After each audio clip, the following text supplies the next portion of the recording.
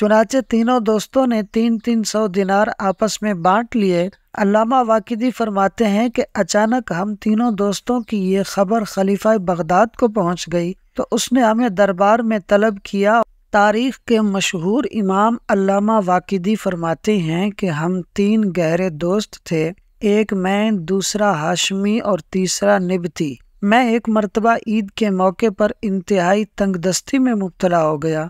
घर वाली ने बच्चों के कपड़े और ईद मनाने का सख्त तकाजा किया। मैंने मजबूर होकर अपने हाशमी दोस्त को इमदाद के लिए खत लिखा। उसने फौरन 1000 दिनार की थैली मेरे पास भेज दी, लेकिन जैसे ही ये थैली मुझे मिली फौरन मेरे दोस्त निबती का खत मिला कि मैं इन दिनों अफलास का शिकार हो गया हूँ, मेरी मदद करो। मैंने वो थैली फौरन अपने दोस्त निबती के पास भेज दी। फिर मैं क्या देखता हूँ कि मेरा हाशमी दोस्त वही थैली मेरे पास लेकर आता है और पूछता है कि क्या मामला है, कि ये थैली जो मैंने तुम्हारे पास भेजी थी वो निबती के पास कैसे पहुँच गई। मैंने कहा दोस्त क्या अर्ज करूँ, जैसे ही तुम्हारी थैली मेरे यहाँ आई निबती दोस्त का खत आया कि मैं इंतहाई फाका मस्ती में हूँ।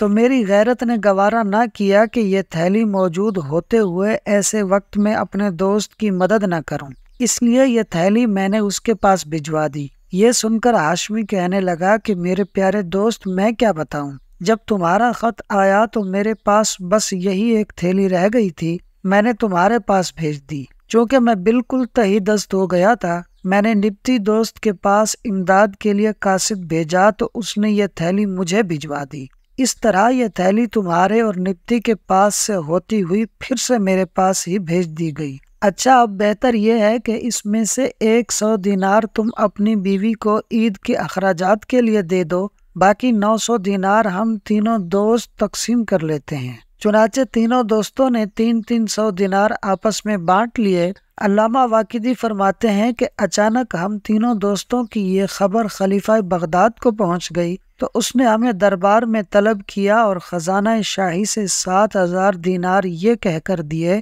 कि 1000 दिनार तुम अपनी बीवी को खर्च के लिए दे दो और 2000 दिनार तुम तीनों दोस्त आपस में बांट लो। सुबहान अल्लाह। इसे कहते हैं सच्ची दोस्ती और अपने मुसलमान भाई के लिए मुखलिस होने का इनाम, कि तीनों दोस्तों की सच्ची नीयत की वजह से तीनों को 2300 दिनार यानी सोने के सिक्के मिल गए। और आज एक हमारे मुआशरे का हाल है कि औलाद के सामने माँ बाप ज़रूरत और बीमारी से सिसकते मर जाते हैं, मगर औलाद के पास मालो दौलत होते हुए भी एक फूटी कौड़ी तक माँ बाप पर खर्च नहीं करते। यूं ही सगे बहन भाई गुर्बत की वजह से फाके काट रहे होते हैं और माँ बदौलत को जिंदगी की लज्जतों से ही फुर्सत नहीं होती। ऐसे में फिर दिली सुकून कहाँ से मिलेगा। अल्लाह पाक हमें सिला रहमी करने वाला बनाए और तवक्कुल की दौलत अता फरमाए, आमीन। दोस्तों वीडियो अच्छी लगी हो तो लाइक और शेयर कर दें और मज़ीद ऐसी दिलचस्प और मालूमाती वीडियोस को देखने के लिए